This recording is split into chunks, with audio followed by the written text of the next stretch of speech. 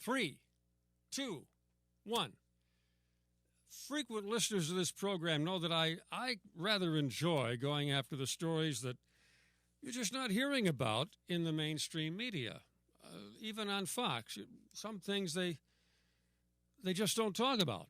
And there's a big story in England or Britain or UK, whatever you want to call it, that we're not hearing about. And I wonder why. So I called my friend Dan Gainor at the Culture and Media Institute. Doesn't that sound impressive? Yes.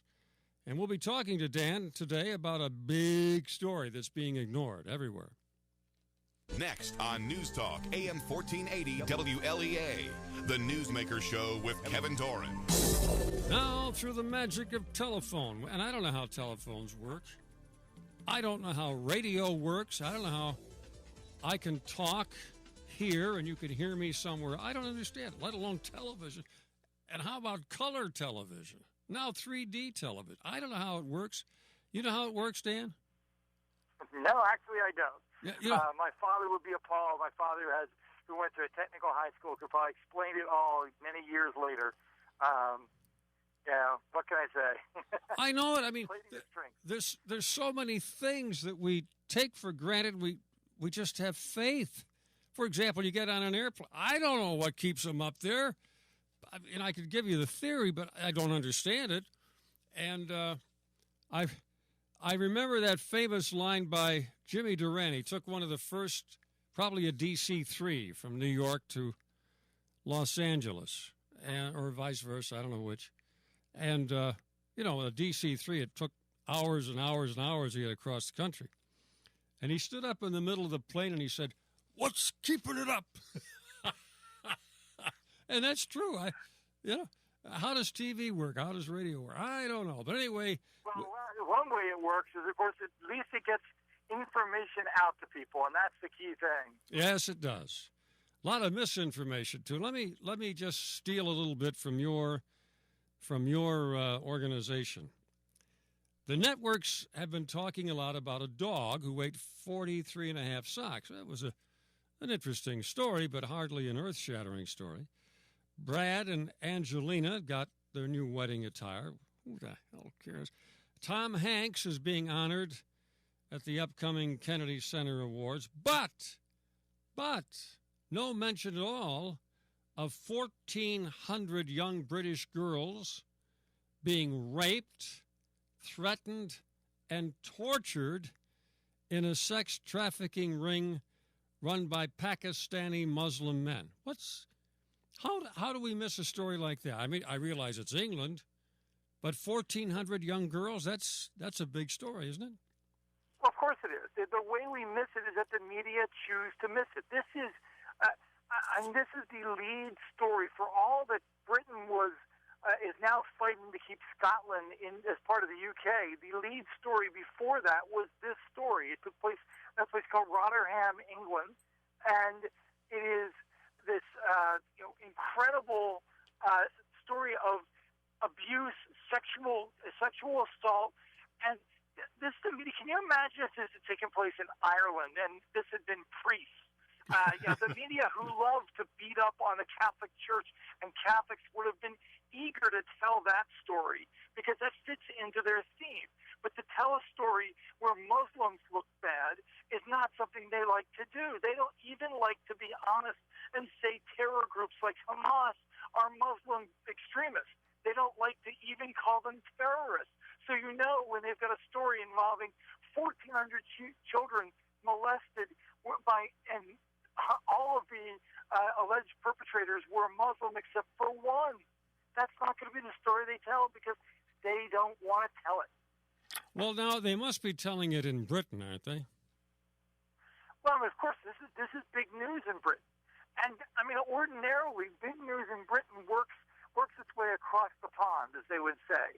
I mean, we certainly do a ton of stories on the future royal baby. Last year, we were bombarded with stories about the royal baby. This year, we're already being bombarded by new stories of the royal baby. But we don't hear about the other children, the children who were victimized by Muslims. Now, this is not to pretend who is so victimized is, that all Muslims did this. No, and no one would claim otherwise. But what we are saying is there are elements of radical Islam that we as a nation are constantly contending with, and the world is constantly contending with, and the major media don't want to tell us. Okay, now, right now in Washington, it started yesterday, it's going on today, it ends tomorrow, Thursday. There is a Defense of Christians symposium, I guess would be the right word. It's going on at the Shoreham, huh? Yeah, it's a big In Defense of Christianity conference. Yeah, you know about it, huh? Yeah, I mean, I was actually invited, but I couldn't attend this year. But the problem we've got here, Christians are being, I know it's not proper English, but it still works. They are being genocided out of the Middle East. Yeah. The Pope himself has warned. He said that the death of the decline of Christianity in the Middle East is unacceptable. But what's happening is whether it was in Egypt under the Muslim Brotherhood or whether it's in Syria or now Iraq, Christians are being hunted and killed. Their churches are being destroyed. Churches that are hundreds of years old are being destroyed. Christians who still speak Aramaic are being persecuted in Iraq and being chased out by ISIS. And the major media don't want to tell you this story because this invariably ends up being a story of radical Islam against Christians. And if you want to tell the story of Christians picking on Muslims, the major media are happy to tell that story. But if you want to tell the reverse, they do not want to do it. They are too PC to tell you what's really going on in the world. Well, now, one of the persons who's putting on that conference in Washington, I happened to hear him on a national radio broadcast the other day, and he was asked that very question. Why are we not hearing about these things? And he said, I think that way deep down, the media is afraid, fearful of ticking off Muslims because they might kill them. I'm talking about the radical bunch, not the guys you and I know. I know a lot of fine Muslims, huh? Some of that is very clearly true. If you watch, there were a couple events, and they actually involved cartoons in each case. In the Netherlands, they came out with some editorial cartoons that depicted the Prophet Muhammad. Very conservative Muslims consider that to be offensive. Radical Muslims consider it to be something that they will riot or kill over. Yeah, please note the difference there. It's one thing we have no right in our society or any free society not to be offended, but there's a difference how you react to it. And so when those cartoons came out, there's global rioting and some people died and people were put under death threat. On the TV show South Park, they depicted Muhammad. Someone made death threats and ended up going to prison for it, for a long time. Another person, a cartoonist, started something on Facebook said Draw Muhammad Day, which again, like I said, would offend some people. And she did it in support of of free speech, and was basically told you should go into hiding. The FBI told her that because they said they couldn't protect her. The major media, yes, some of it is fear, but more of it is, and I have followed this and analyzed this a lot, more of it is that they have set up Islam to be the David against Christianity's Goliath in this country. They want a nation where religious faith, particularly Christian religious faith, is expunged from the public square. They want America to have a secular lack of religion. And so they're all the time promoting Islam and saying, well, if you believe in Christianity should have this right, so should Islam. And they're trying to set up the two so that Christians will back off of, we want to be able to pray in public. Well, then Muslims can pray. Well, Muslims, of course, they can pray in public. In places in Michigan, they pray very openly.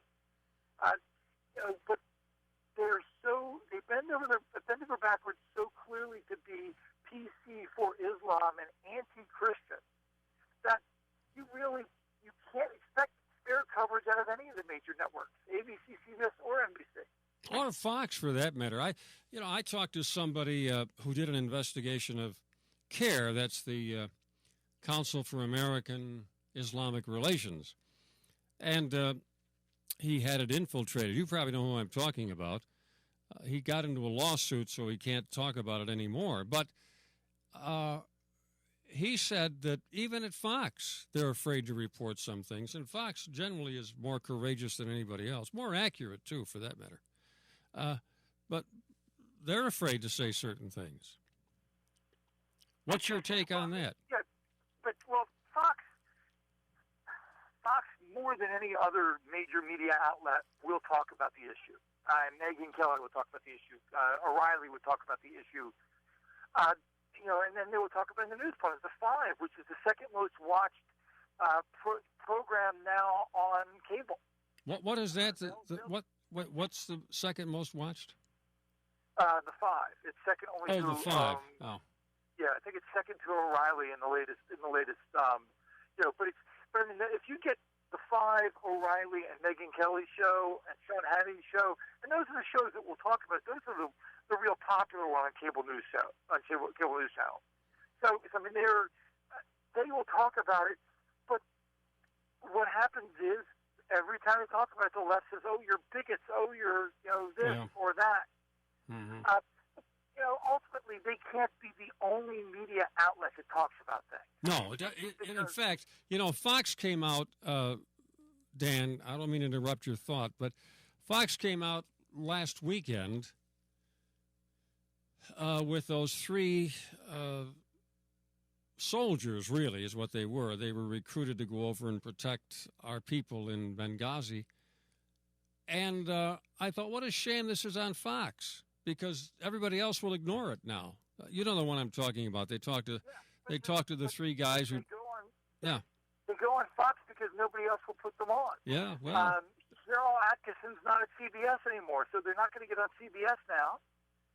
And that's not to say there are not good journalists out there, but you have to be a good journalist and have to be powerful enough at the network to get through stories that they don't want to do. Jake Tapper will do it sometimes at CNN, but nobody watches CNN. Yeah. We'll take a break. We'll take a break, Dan. We'll be back in just a moment with Dan Gainor, the Culture and Media Institute. So don't go away, folks.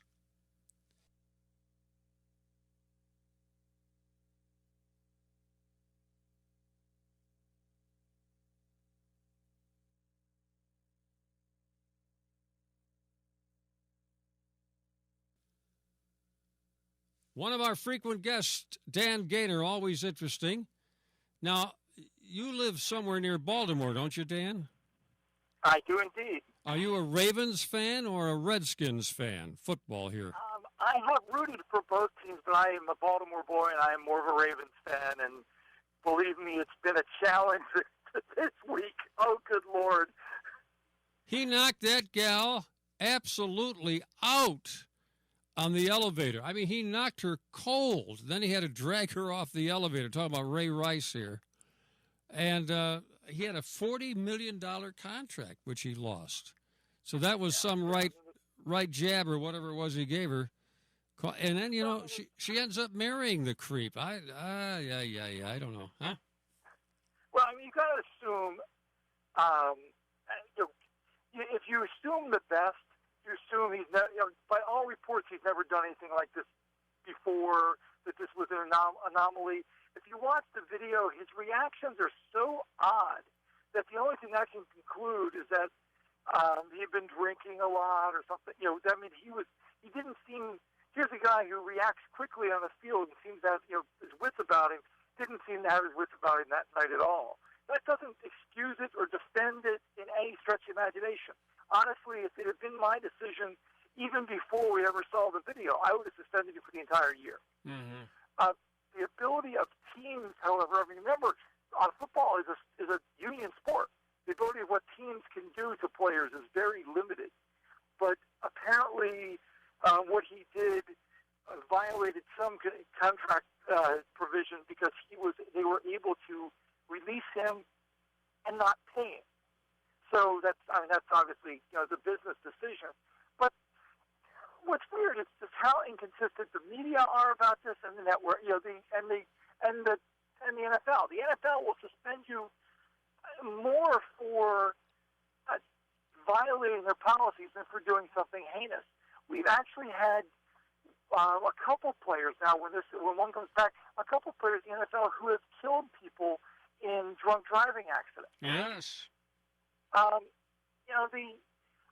That seems to me somehow worse. I mean, if you assume in both cases people were not operating with all their faculties, in one case someone was hurt and then okay, in the other case someone was killed. That seems worse, but that person's back playing. That doesn't seem like at all equal or normal. So that's the NFL side of it. And then the media. I've worked for 7 different news organizations, known people who've worked for a bunch more. I got into a big debate with media critics from one of the Florida papers today on Twitter, and I've never heard of someone being fired for any of this prior to today. He actually sent me a link to one New York story where somebody got in trouble and got fired for domestic abuse. But, I mean, journalists are quick to judge everyone else, and then hypocrites when it comes to their own industry. They will complain about how much people make, and the people who are complaining are these columnists who are making 6 or 7 figure salaries. They will complain about cheating, and then you see Barbara Walters, one of the most famous journalists on television, this groundbreaking female journalist, and it comes out that she had an affair with a married senator. Nobody wants to talk about that. Yeah. I mean, she's been honest. She owned up to it late in her career. You'll see the journalists saying, "Oh, well, we're all neutral," and then they'll hail the Walter Cronkites and Helen Thomases of the world, and then you find out that late in their career, it comes out that they've always been wildly crazy liberals. Mm-hmm. Yeah. I'm sick of hypocrisy. Well, as a friend of mine said, it'll be good to get a Republican president next time because it'll force the press to go back to work. They just ignore this guy. By the way, the president is speaking tonight, about 12 hours from now, and what do you expect him to say? What do you want him to say? Let's do that. What do you want him to say? It is incumbent upon the president to own up to the fact that George Bush was right and he was wrong, that we should not have pulled out of Iraq when we did, that doing so set in motion events that we now need to deal with. And I don't expect it, frankly, even Obama, I don't expect the president to be 100% right. I would like him to be at least 100% forthright. And that means when you make a mistake, say, look, we don't want to send Americans back into Iraq in bulk. But we cannot allow the genocide of Christians and Yazidis and Muslims who dare disagree with ISIS. We cannot allow a terror state to take hold. And, I mean, ISIS controls a city the size of my hometown, Baltimore, and the county surrounding it, a city of more than 1 million people.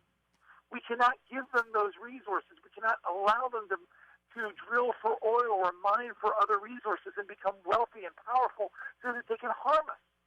So I expect the president to stand up, and I expect the media to call him on it if he doesn't, and I don't expect him really to do it. So will the media call him on it? No. We saw them defend him the other day and pretend that he was talking tough. Yeah, the NBC did that. NBC totally ignored his flip-flops and just said the president today took a firm stand. Well, come on. What about the other times? Yeah. Well, listen, our time is gone. Always fun talking with Dan Gainor, Baltimore Raven fan, sort of. And we'll have you back again soon, Dan. Thanks for being with us. Thank you very much. Glad to talk about all this key stuff. All right, partner. Very good. Now, stay tuned for more news and information throughout the day. Tomorrow, Chris Koff. Friday, Dr. Heineman.